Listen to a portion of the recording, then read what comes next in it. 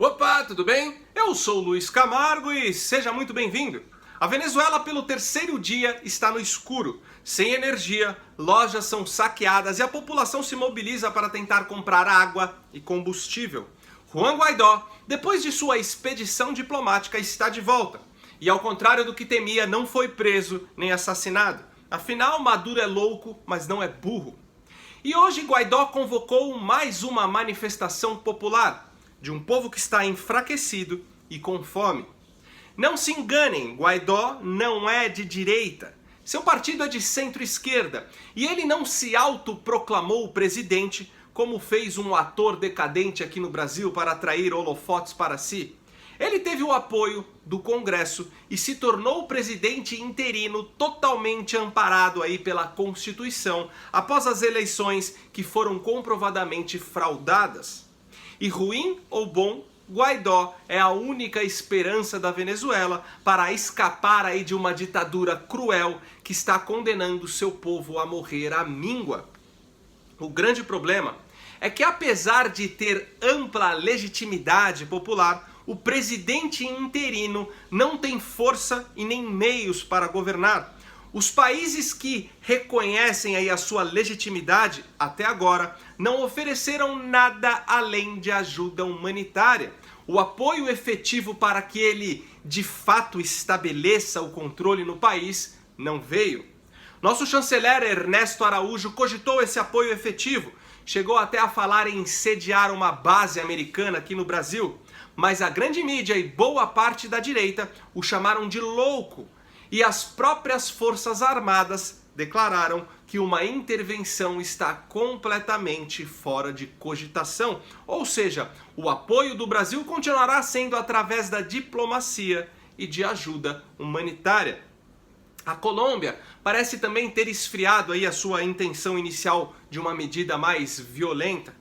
E a intervenção americana, que tiraria sim o Maduro do poder em poucos dias ou mesmo aí em questão de horas, é vista com maus olhos aí pelos seus apoiadores e pelos países da região, até por aqueles que reconheceram a legitimidade de Guaidó.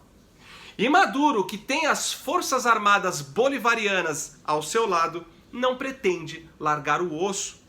A continuidade aí desse cenário inevitavelmente apresentará uma situação semelhante à da Síria.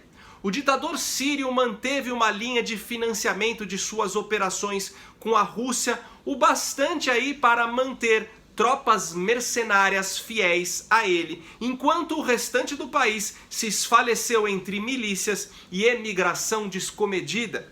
A grande diferença é que Assad não tinha opositores internos e a Venezuela tem Guaidó, mas que sem o apoio militar das nações que reconhecem a sua legitimidade, não passa aí de uma mosquinha zunindo no ouvido de Nicolás Maduro, uma mosquinha incômoda, porém inofensiva. O Conselho de Segurança da ONU também rejeitou aí uma resolução proposta pelos Estados Unidos. O tio Sam queria impor novas eleições na Venezuela. E justamente os apoiadores do Maduro, Moscou e Pequim, que também fazem parte aí do Conselho, votaram contra o texto americano. Esse Conselho aí de Segurança da ONU é formado por 5 membros permanentes: França, Inglaterra, Rússia, China e Estados Unidos. A China possui uma ditadura fascista, erroneamente aí chamada de comunista, e a Rússia uma democracia de fachada. Sendo assim, dificilmente a ONU votará a favor de qualquer medida que liberte o povo venezuelano das garras do seu ditador, visto que isso abriria aí um precedente contra alguns de seus próprios integrantes. Enquanto a ONU aceitar países ditatoriais em seus conselhos, a entidade global jamais trabalhará favorável à democracia. Em face disso, não precisa aí ser nenhum especialista em política internacional para perceber que a situação venezuelana só será resolvida com um ataque efetivo à sua soberania. Nesse ponto, George W. Bush tinha mais culhão que o Donald Trump.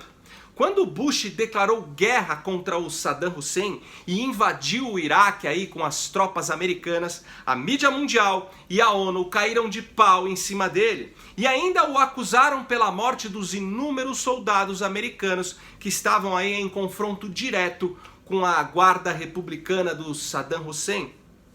Porém, nos últimos dias de guerra, quando se abriram os cemitérios clandestinos aí nas prisões iraquianas e começou a contagem de cadáveres, todos perceberam que a decisão de Bush tinha sido moralmente acertada.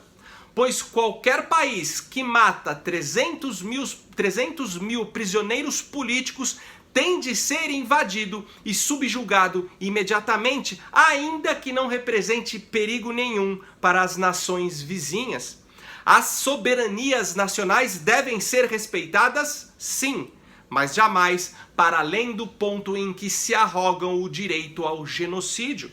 No Iraque, cada protelação da ONU em agir custou na média a morte de 30 iraquianos por dia.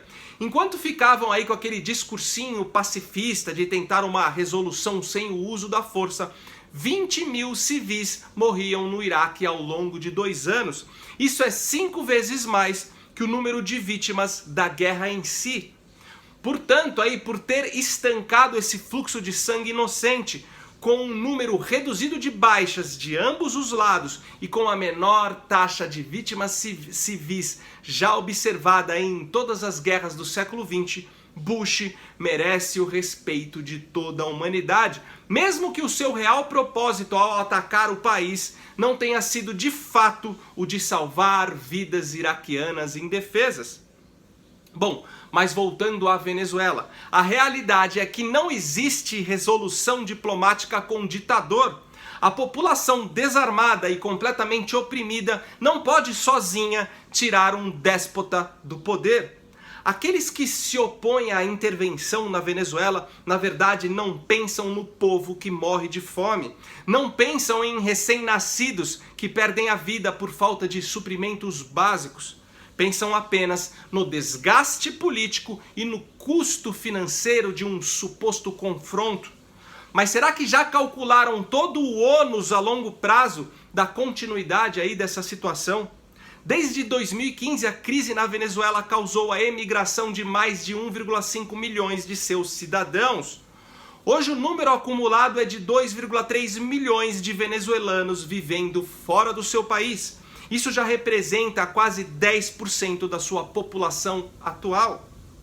Só que esse quadro é crescente. Se Maduro permanecer no poder, a estimativa é que o país sofra um êxodo de pelo menos 30% da sua população ainda esse ano. Nesse cenário, todos os países vizinhos que insistem aí na tal diplomacia pagarão uma conta muito alta, principalmente o Brasil, seja com ajuda humanitária, seja com políticas internas para absorver essa massa migratória. Sem dúvidas, a guerra é a última opção. O confronto militar já significa aí uma derrota, mas infelizmente, muitas vezes a paz só é alcançada sobre os escombros de uma guerra. E por hoje é isso aí. Deixe aqui a sua opinião, curte o vídeo, compartilhe aí nas redes sociais, confere sua inscrição, sininho. Até o próximo vídeo. Valeu!